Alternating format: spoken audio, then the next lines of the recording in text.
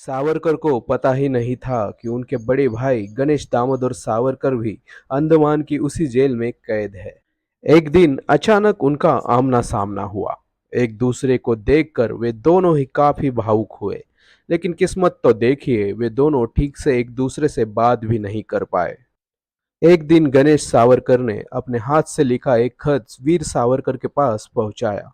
उस खत में लिखा था, प्रिय तात्या, तुम यहाँ कैसे पहुंच गए? अब हमारी मातृभूमि का ऋण कौन चुकाएगा? यह पढ़कर वीर सावरकर बहुत रोए थे। सावरकर को इतिहास का गहरा ज्ञान था और उन्होंने भारत का सच्चा इतिहास हजारों युवाओं के सामने लाया था।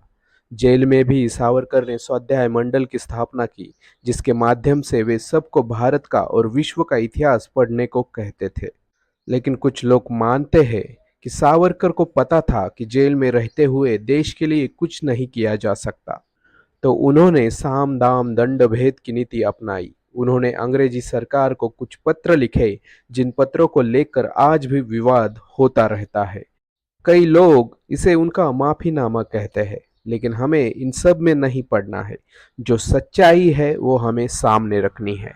जो कुछ उन खतों में लिखा था वो कुछ ऐसा था, सरकार अगर कृपा और दया दिखाते हुए मुझे रिहा करती है, तो मैं संवैधानिक प्रगति और अंग्रेजी सरकार के प्रति वफादारी का कट्टर समर्थक रहूंगा, जो उस प्रगति के लिए पहली शर्त है। मैं सरकार की किसी भी हैसियत से सेवा करने के लिए तैयार हूँ, जैसा मेरा रूपांतरण ईमानदार है। मुझे आशा है कि मेरा भविष्य का आचरण भी वैसा ही होगा। मुझे जेल में रखकर कुछ हासिल नहीं होगा, बल्कि रिहा करने पर उससे कई ज्यादा हासिल होगा। केवल पराक्रमी ही दयालु हो सकता है और इसलिए विलक्षण पुत्र माता पिता के दरवाजे के अलावा कहाँ लौट सकता है। मेरे प्रारंभिक जीवन की शानदार संभावनाएं बहुत जल्द ही धूमिल हो गई। यह मेरे लिए खेद का इतना बड़ा दर्दनाक स्रोत बन गई है कि रिहाई एक नया जन्म होगा। आपकी यह दयालुता मेरे संवेदनशील और विनम्र दिल को इतनी गहराई से छू जाएगी कि मुझे भविष्य में राजनीतिक रूप से उपयोगी बना देगी।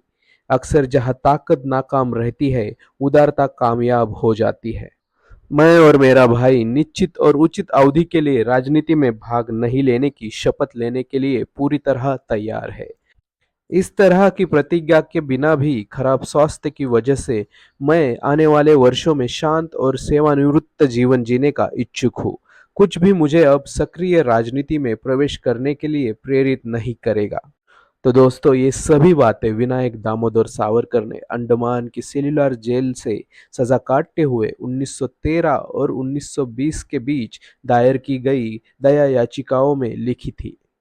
इन्हीं बातों की वजह से भारत का एक बड़ा राजनीतिक समूह सावरकर को सम्मान की नजर से नहीं देखता। कुछ लोग तो इन पत्रों को दया याचिका नहीं बल्कि समर्पण याचिका मानते हैं। ऐसे लोगों का कहना है कि सावरकर ने जेल से छूटने के बाद सारा समय महात्मा गांधी के खिलाफ माहौल बनाने में बिताया।